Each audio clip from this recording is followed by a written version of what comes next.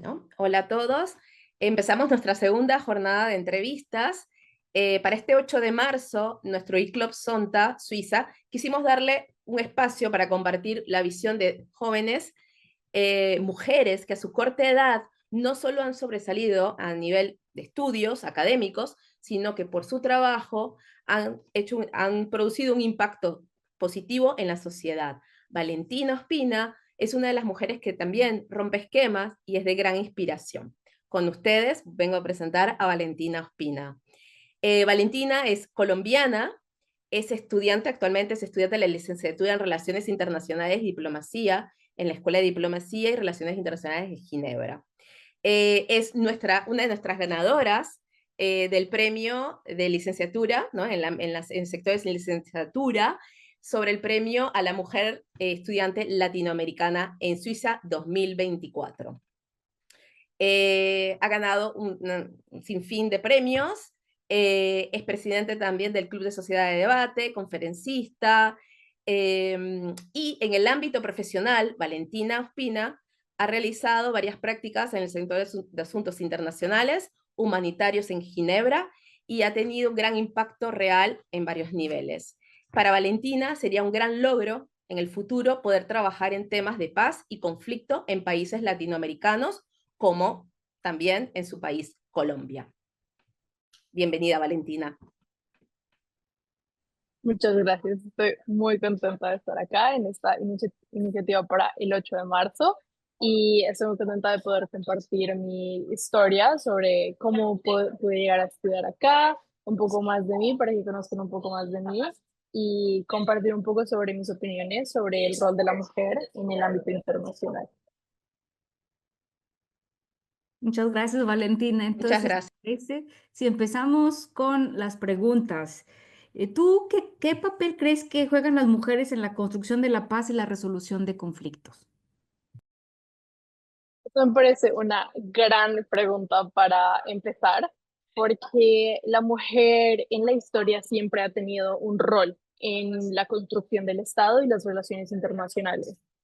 Hay muchas personas que piensan que el papel de la mujer en este tipo de cosas solamente ha empezado hasta la segunda parte del siglo XX, pero de hecho la mujer siempre ha tenido un rol fundamental, solamente que antes se hacía de una forma un poco más indirecta. Entonces aquí me voy a ver un poco más como de historiadora y en decir que, por ejemplo, 400 años antes de Cristo, los escritores como Aristófanes describían a las mujeres como las tejedoras de naciones, porque ellas unificaban la cultura, unificaban el país, la familia como tal, y tenían la habilidad consular, básicamente, de cómo tejer una nación y cómo manejar el Estado. Pero esto obviamente no se hacía de una forma directa en la esfera pública, sino más en la esfera privada.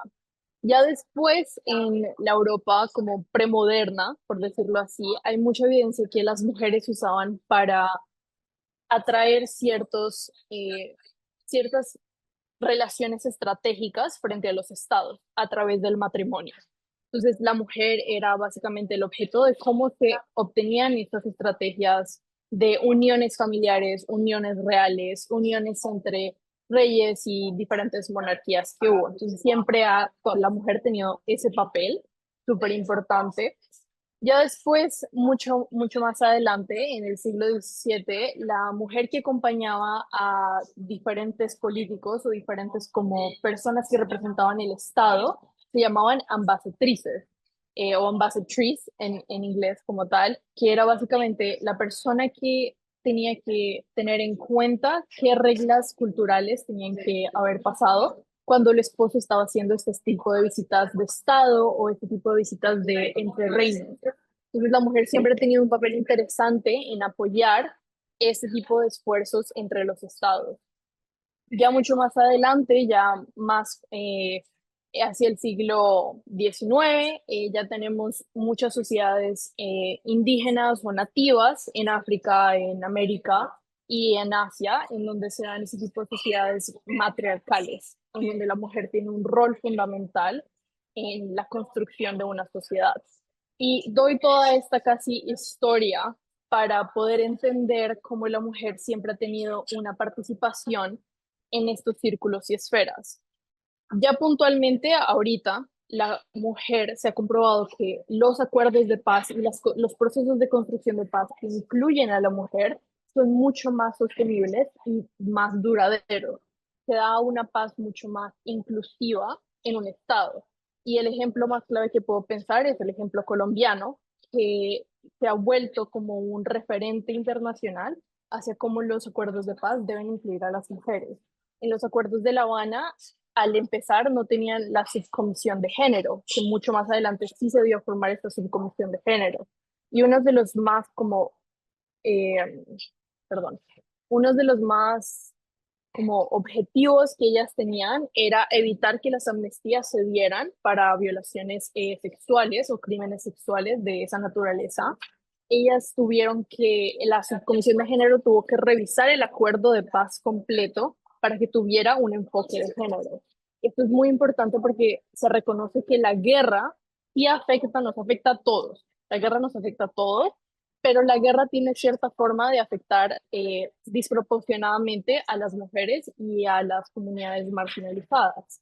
Entonces, obviamente este enfoque de género en los acuerdos de paz es muy importante. Es importante reconocer a la mujer no solamente como víctima y como sujeto pasivo de la guerra o de la historia, sino también como sujeto activo y participador de este tipo de cosas. Hemos visto que las mujeres tanto han participado como cabezas de familia, tejedoras de paz, protectoras dentro de la comunidad, de los niños pequeños para no ser reclutados forzosamente, protectoras de su familia, de su casa, pero también han tomado parte, han tomado las armas. Las mujeres también han sido combatientes en la guerra. En el conflicto armado, casi la mitad de las combatientes de FARC eran mujeres. Y esto también tiene que darse cuenta en los procesos de demovilización dentro de los acuerdos de paz, ese enfoque de género. Cuando tú demovilizas ese grupo armado, la mitad son mujeres. ¿Y cuáles son sus necesidades y la diferencia es? Entonces, el enfoque de género es muy importante y la mujer siempre ha tenido ese rol que ha sido reconocido internacionalmente ahora por documentos como la resolución del Consejo de Seguridad 1325, que es la de mujeres, paz y seguridad. Entonces siento que es como entender que la mujer siempre ha tenido ese rol histórico, tanto directo como indirecto, en la construcción de paz y de sociedad en general. Muchas gracias, está súper interesante porque prácticamente nos has llevado de la mano un poco en la historia de cómo ha sido el proceso también del ser mujer en una estructura social y política, ¿no? Y en base a esto que nos has platicado, entonces, tú dime, ¿tú cómo percibes o desde tu perspectiva, cuáles crees que son los retos más grandes que enfrentan las mujeres que desean ser líderes en el ámbito internacional? Porque una es ser participante, pero si quieres ser líder, hay retos distintos, yo me puedo suponer. ¿Nos podrías platicar tú qué crees? Y entonces las mujeres formalmente su participación política se permite hasta en Europa inicialmente. En Francia fue en 1793, Inglaterra fue un par de décadas después, 1832, y ya más recientemente, en el siglo XX, es cuando se da la opción de las mujeres participar en la esfera política con títulos oficiales, siendo ya temas políticos, temas de participación local. En el tema de la diplomacia, en el siglo XX, más o menos como en el siglo XX, en el 1920 a 1950, es cuando se levanta, es como esta ola donde se levantan estas limitaciones a la mujer en tema ya de reglamento, donde ya es ley que la mujer tenga derechos participativos políticos. Y siento que esto, obviamente, ya hoy en día, en el siglo XXI, la mayoría de los países del occidente tenemos esta fomentación hacia la participación de la mujer. Hay muchos países en el Medio Oriente, en África o en el sureste asiático que todavía no tienen ese tipo de permisiones hacia la participación de la mujer. Y obviamente es un tema un poco complicado. Y si ya me voy como a números y figuras, tenemos países ejemplo, que es como Canadá y los países nórdicos, que sí se van por una estrategia de participación 50-50. Entonces, en Suecia, si no estoy mal, tienen 106 diplomáticos y 53 de ellos son mujeres. En Canadá son 104, 52 son mujeres y en Noruega 76 diplomáticos que tienen en el mundo, 35 son mujeres. Entonces, ellos iban por este enfoque más de 50-50, pero tenemos que tener en cuenta que en muchos países esta apertura de la participación de la mujer en la política no se dio egalitariamente o de una vez, sino todo toma tiempo. Toma tiempo desde que la mujer se empiece a interesar por este tema político. La mujer siempre ha sido inteligente, siempre ha tenido pensamiento político y contribuciones políticas, pero ya que la mujer tome ese riesgo de decir, voy a incluirme en estos círculos que han sido mayoritariamente dominados por hombres, voy a tener que enfrentar este tipo de dificultades de pensamiento, dificultades de cuándo me van a escuchar a mí, cuándo es mi turno para hablar en la sala. Es un tema muy complicado y siento que hasta el día de hoy el tema de relacionar la forma en que política se compone en el occidente y en otras partes del mundo ha sido un reto. El reto de la participación de la mujer a través de diferentes ideologías y diferentes sistemas de Estado. Entonces siento que ese es como uno de los mayores retos que hay para la mujer hoy en día. Ok, entonces no podríamos decir que ya la participación es mucho más activa. Pero, ¿tú cómo crees? ¿Crees que aún hay diferencia en cómo se perciben las mujeres en las negociaciones o discusiones internacionales o ya hay una paridad? ¿Podríamos hablar de esa paridad o aún no? La mujer o la perspectiva para la mujer siempre ha sido muy interesante para mí, porque yo creo que todas alguna vez en nuestra vida hemos escuchado que las mujeres somos emocionales, que las mujeres no tenemos inteligencia emocional o que no podemos controlarnos en cierto tiempo del mes, que me parece absurdo, completamente absurdo y es una mentira. Las mujeres lo que nos da ser emocionales, porque sí, las mujeres somos emocionales, pero eso nos da eh, perspectiva, nos da una ventaja hacia saber los cambios de tono en una conversación, saber cuando una persona no está bien, saber cuando una persona, uno como mujer tiene esa como percepción, esa habilidad de percibir las emociones de las demás personas. Y esto es una ventaja cuando se habla de negociaciones formales, de negociaciones de paz, negociaciones humanitarias, negociaciones de tratados de libre comercio, tratados de Estado, ese tipo de cosas. Entonces siento que esa percepción de que la mujer es muy emocional y no puede tratar de ese tipo de temas complicados es falso, es una falacia, porque los hombres, claro que sí, son mucho más reactivos y siempre han sido considerados como más lógicos y racionales, pero lo que no se dan cuenta es que en esta racionalización o en esta lógica que traen los hombres, son muy cuadrados en la forma que piensan o en la forma que atraviesan ciertas cosas. La mujer es mucho más flexible, la mujer se puede adaptar a muchos contextos. Entonces, si yo estoy en una negociación y yo soy capaz de notar cuando la otra persona de pronto a lo que yo dije le incomodó y se hace para atrás o cambia un poco en el tono, yo puedo buscar qué estrategias de negociación yo puedo usar para tomar un resultado mucho más favorable. Y siento que eso es una ventaja que la mujer tiene, es de ser mucho más perceptiva a este tipo de situaciones. Y ese es el punto de la negociación, saber mediar este tipo de dificultades. No es solamente decir, estos son mis no negociables, si te parece bien, bien, y si no, mal, sino es saber cómo navegar este tipo de no negociables, de puntos flexibles, y también saber que cuando uno está negociando frente a un Estado, uno no es el individuo, sino uno está representando una organización o un Estado. Entonces, es sin importar como si yo soy mujer o hombre, pero es los valores que yo estoy representando frente a la institución que estoy representando. Y en este punto, sí, lamentablemente hay este obstáculo para la mujer cuando se negocian en países o en temas en donde la opinión de la mujer no es valorada. Que muchas veces, por ejemplo, en negociaciones que hay en el Medio Oriente, si un país llega a mandar a una mujer negociadora, toman el riesgo de que esa mujer no se tome en serio o que sus opiniones no se tomen en serio y que por lo tanto esa negociación falle.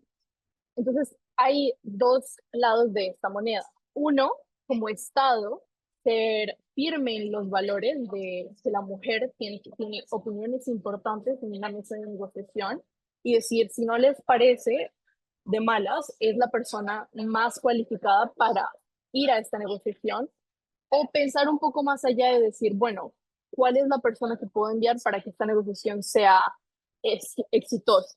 Y también yo como mujer decir, bueno, de pronto ellos no van a aceptarme por mi género y eso es lamentable y desafortunado, pero tengo que también pensar en el éxito de la institución y de las negociaciones. Entonces es como de parte y parte ser flexible. Entonces siento que es importante esa perspectiva.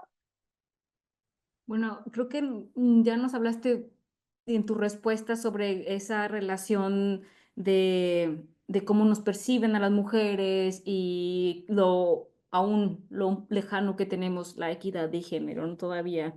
Pero a lo mejor nos podrías un poco más platicar o podemos ir más adentro en qué es lo que tú crees que podría cambiar de la política internacional para mejorar la equidad de género. Como todavía un poco más hablar al respecto. Y entonces, al día de hoy podemos ver que hay muchos mecanismos que se han puesto en los últimos años, en las últimas décadas, en favor de la equidad de género. Tenemos cuotas de género, tenemos programas que promueven la participación de la mujer y la participación de grupos marginalizados en general, pero hay que darles tiempo a estos mecanismos para poder ver resultados. Estos mecanismos solamente hace un par de años, décadas, se han implementado. Y no podemos esperar que ya de la noche a la mañana haya un 50-50 en todo, porque 50-50 tampoco es ya llegamos a ese número y ya la equidad de género se logró, sino la equidad de género tiene que ser un punto de partida. La equidad de género se tiene que dar desde que las niñas empiezan a estudiar, tienen acceso a la educación primordialmente, y hacia las opciones que se les ofrecen como opciones de carrera o de sus metas. Es no poner estos techos mentales o estas limitaciones en las niñas que tienen, o también de los niños. También esto pasa mucho frente a que a un niño quiere seguir una carrera que mayoritariamente ha sido para la mujer, pero también hay que dar esto, que la educación, ciertos temas de medicina como la enfermería, no son carreras de mujeres o no hay carreras de hombres o de mujeres. Es simplemente que este tipo de carreras fueron las primeras en ser abiertas a la mujer. Por lo tanto, tuvimos un influx muy grande de mujeres al acceder a ese tipo de educación, porque eran las primeras que se abrieron. Hoy que tenemos ya todas las carreras, o la mayoría de las carreras abiertas a las mujeres, es cuestión de tiempo para que las mujeres puedan acceder a este tipo y ya en un par de años ver su inclusión en el trabajo, en la fuerza como de trabajo que tenemos. Entonces, es importante que las mujeres puedan escoger qué desean ser y en el término de la representación política y la política internacional, que las niñas sepan que esto es una opción viable para ellas, de que sí lo pueden hacer, de que puedan escoger esta carrera sin dudarlo, sin decir, ay, pero es que será que sí me van a tomar en serio o será que sí voy a poder negociar de una forma fuerte, de una forma asertiva. Y la respuesta es sí, y no se tienen por qué cuestionar este tipo de cosas, sino es saber que es una opción para ellas, eh, así como cuando se abrió las carreras de enfermería y educación, era la única opción para las mujeres para poder empezar a trabajar. Entonces es valorizar y es darle un poco más de tiempo a estos mecanismos que ya se han implementado para que veamos resultados. Sí, y ahora que hablas de la oportunidad de estudiar, a lo mejor será lindo también saber, tú como estudiante, ¿cuál es el mayor sueño que tienes tú en tu carrera?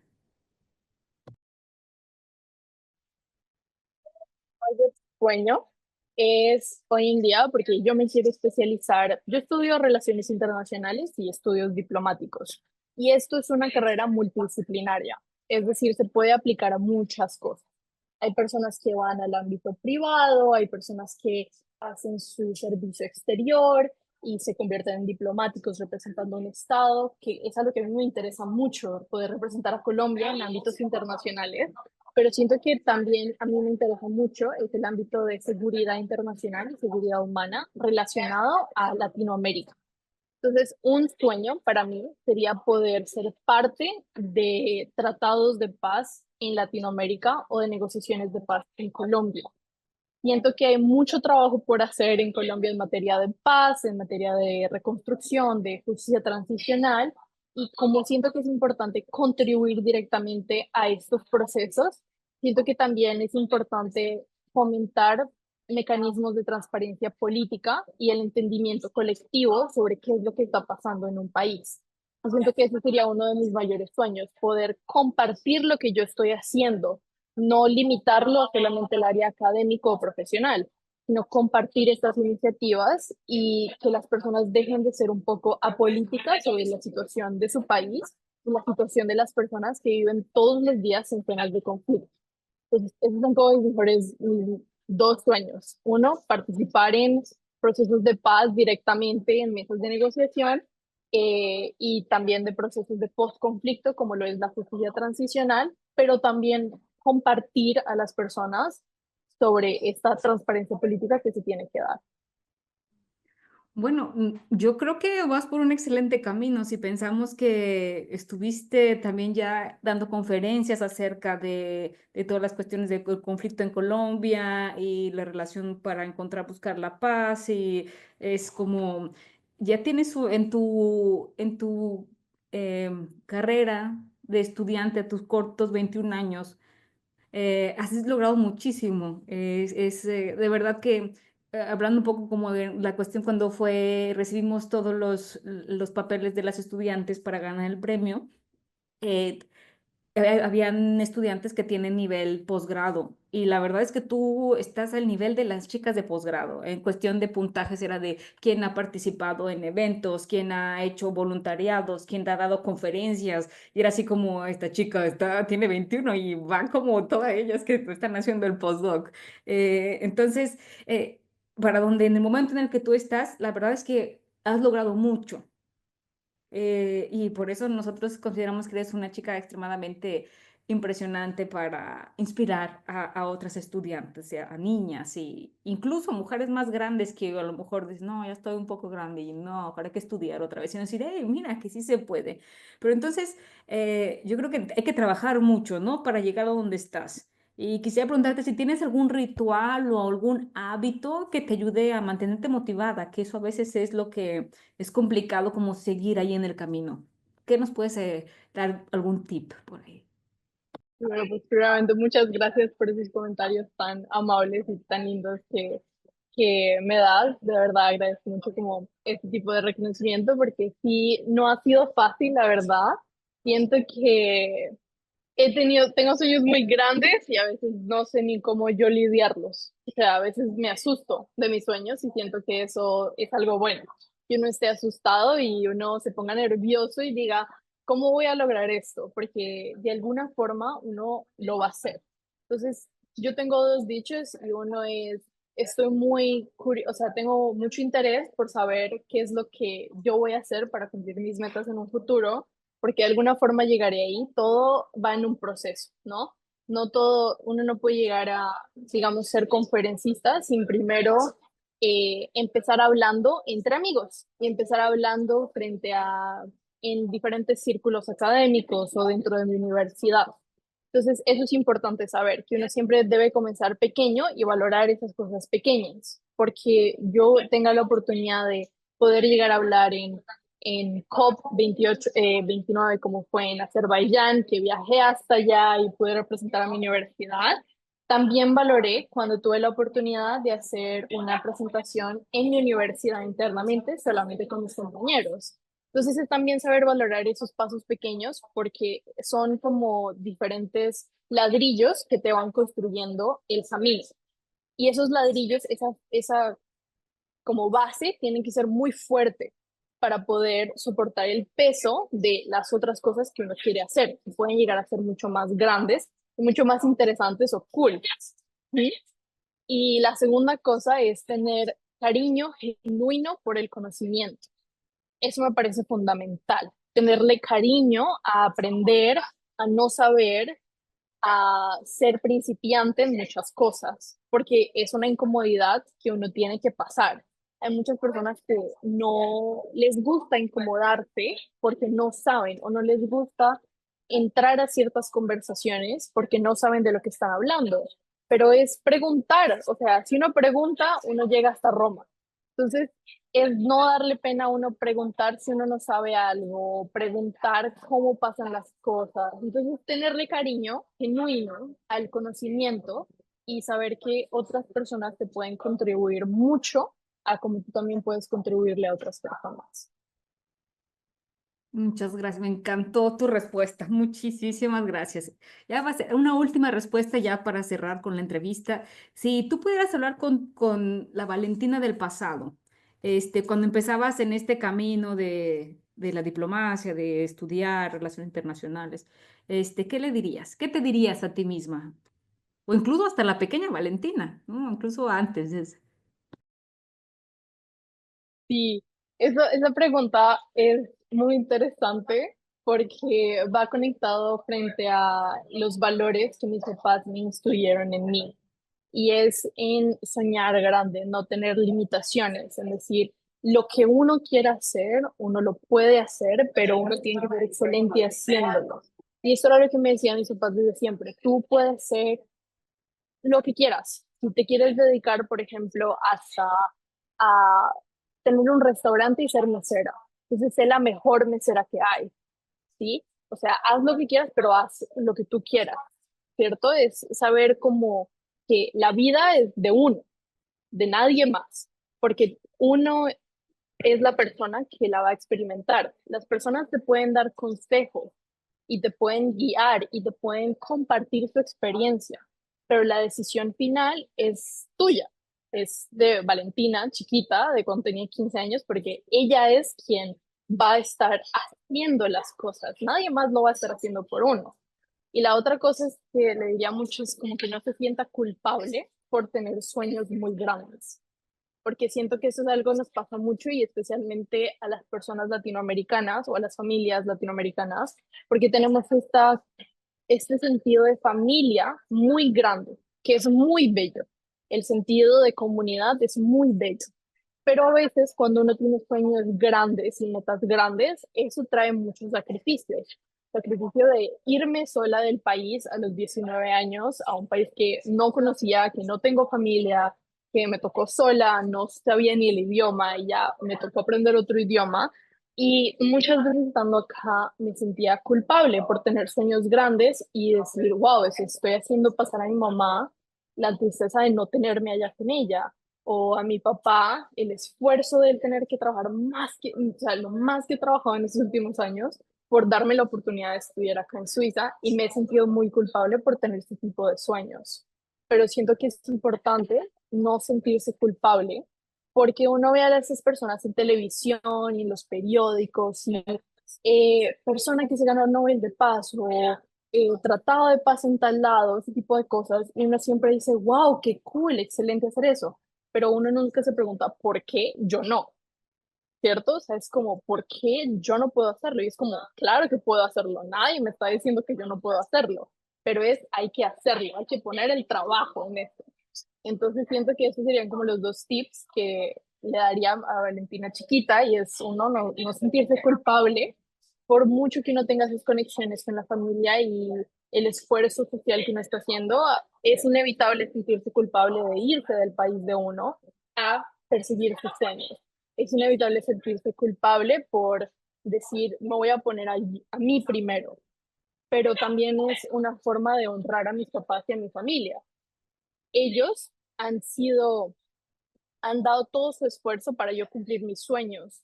Entonces, no voy a dejar que esta vocecita que me dice que no puedo me limite y fallarles a mis papás y fallarme a mí misma. Es como, no puedo. Es por mí y por lo que quiero hacer en un futuro, que tengo la plena seguridad que con trabajo y con esfuerzo y con tiempo, es darle tiempo a todo. Uno no puede tener todo ya, pero serían esos como dos dos consejos que le daría a mi yo pequeña, que sí han sido bastante difíciles de entender al día de hoy. Muchísimas gracias, Valentina, por acompañarnos, por apoyarnos con tan interesante entrevista. Te agradezco mucho cada palabra. Espero que alguien más también escuche y se sienta inspirada como nosotras. Y bueno, pues no sé si nuestra compañera Juliana quisiera decir algo antes de despedirnos. Gracias, Valentina, por estas palabras, por ilustrarnos tanto y por ser esta joven inspiradora que nos está dando este punto de inspiración, de impacto y bueno, muchísimas gracias. Muchísimas gracias a ustedes por invitarme a esta entrevista, a hacerme parte como de la familia del Club de Sonta y por todo lo que han hecho. Realmente me parece una iniciativa espectacular que se enfocada en Latinoamérica. Y yo siempre he estado feliz de compartir mi historia, de compartir lo que he hecho. Es algo muy privado que siento que puede inspirar a muchas niñas a hacerlo, así como me inspiró a mí en mi tiempo cuando yo tomé la decisión de estudiar esto y de hacer ese tipo de cosas.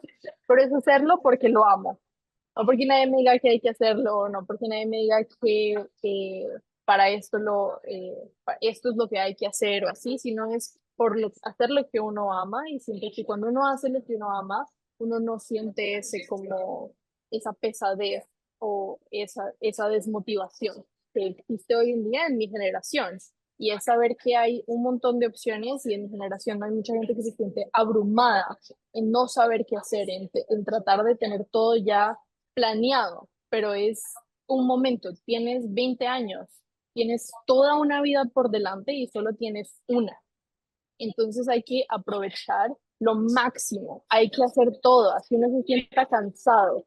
Eso también es como algo que no incluí en las otras preguntas, pero yo hago tantas cosas que a veces hasta yo me asusto, pero lo hago con amor. Es como decir, bueno, a tal hora tengo que levantarme y tengo este club, tengo este trabajo, tengo que ir a esta conferencia, tengo esta oportunidad. Y es como, uno no se puede quejar de tener el plato lleno cuando la meta era comer. Sí, uno nunca, no se puede quejar de eso cuando esa era la meta, tener hartos que hacer. Entonces siento que es una bendición también tener cosas que hacer, tener cosas que ir, estudiar y tener exámenes. Ese tipo de cosas también es una bendición. Hay muchas mujeres en el mundo que no tienen este privilegio que es sentir esa presión. Entonces es saber que esa presión es una bendición y no un castigo de la sociedad que te dice que hay que trabajar y hay que ser esa mujer líder y así. Y eso no es lo que quieres, tienes la opción de escoger otra cosa diferente. Entonces, yo estoy muy contenta de compartir mi historia, de compartir mis opiniones y muchas gracias a ustedes, la verdad. Es una reflexión muy bonita a la que hemos llegado el día de hoy. Muchas gracias. Hasta la próxima. Gracias. Gracias.